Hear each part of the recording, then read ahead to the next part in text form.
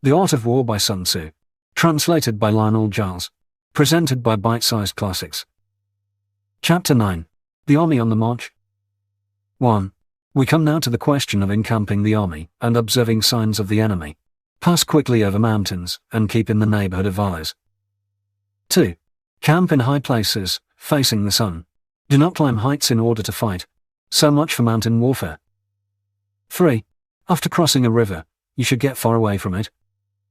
4. When an invading force crosses a river in its onward march, do not advance to meet it in midstream. It will be best to let half the army get across, and then deliver your attack. 5. If you are anxious to fight, you should not go to meet the invader near a river which he has to cross. 6. Moor your craft higher up than the enemy, and facing the sun. Do not move upstream to meet the enemy. So much for river warfare. 7.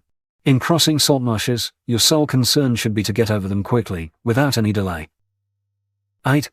If forced to fight in a salt marsh, you should have water and grass near you, and get your back to a clump of trees. So much for operations in salt marshes. 9. In dry, level country, take up an easily accessible position with rising ground to your right and on your rear, so that the danger may be in front and safety lie behind. So much for campaigning in flat country. 10. These are the 4 useful branches of military knowledge which enabled the Yellow Emperor to vanquish for several sovereigns. 11. All armies prefer high ground to low and sunny places to dark. 12. If you are careful of your men and camp on hard ground, the army will be free from disease of every kind, and this will spell victory. 13. When you come to a hill or a bank, occupy the sunny side, with the slope on your right rear. Thus you will at once act for the benefit of your soldiers and utilize the natural advantages of the ground. 14. When, in consequence of heavy rains up country, a river which you wish to ford is swollen and flecked with foam, you must wait until it subsides. 15. Country in which there are precipitous cliffs with torrents running between, deep natural hollows, can 34 fine places, tangled thickets, quagmires and crevices, should be left with all possible speed and not approached. 16. While we keep away from such places, we should get the enemy to approach them. While we face them, we should let the enemy have them on his rear. 17. If in the neighborhood of your camp there should be any hilly country, ponds surrounded by aquatic grass, hollow basins filled with reeds, or woods with thick undergrowth, they must be carefully routed out and searched, for these are places where men in ambush or insidious spies are likely to be lurking. 18. When the enemy is close at hand and remains quiet, he is relying on the natural strength of his position. 19. When he keeps aloof and tries to provoke a battle, he is anxious for the other side to advance. 20. If his place of encampment is easy of access, he is tendering a bait. 21. Movement amongst the trees of a forest shows that the enemy is advancing. The appearance of a number of screens in the midst of thick grass means that the enemy wants to make us suspicious. 22. The rising of birds in their flight is the sign of an ambuscade.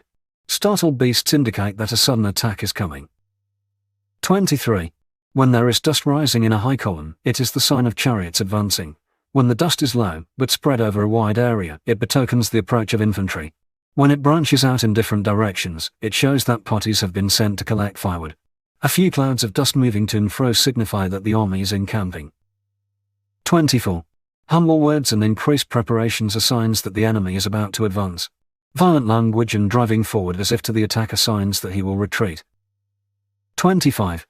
When the light chariots come out first and take up a position on the wings, it is a sign that the enemy is forming for battle. 26. Peace proposals unaccompanied by a sworn covenant indicate a plot. 27. When there is much running about and the soldiers fall into rank, it means that the critical moment has come.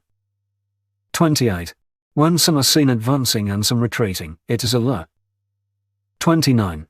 When the soldiers stand leaning on their spears, they are faint from want of food. 30. If those who are sent to draw water begin by drinking themselves, the army is suffering from thirst. 31. If the enemy sees an advantage to be gained and makes no effort to secure it, the soldiers are exhausted. 32. If birds gather on any spot, it is unoccupied. Clamor by night betokens nervousness. 33. If there is disturbance in the camp, the general's authority is weak. If the banners and flags are shifted about, sedition is afoot.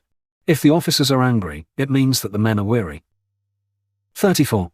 When an army feeds its horses with grain and kills its cattle for food, and when the men do not hang their cooking pots over the campfires, showing that they will not return to their tents, you may know that they are determined to fight to the death. 35. The sight of men whispering together in small knots or speaking in subdued tones points to disaffection amongst the rank and file. 36.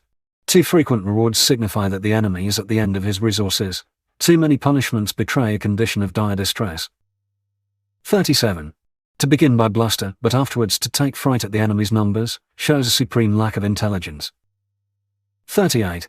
When envoys are sent with compliments in their mouths, it is a sign that the enemy wishes for a truce. 39.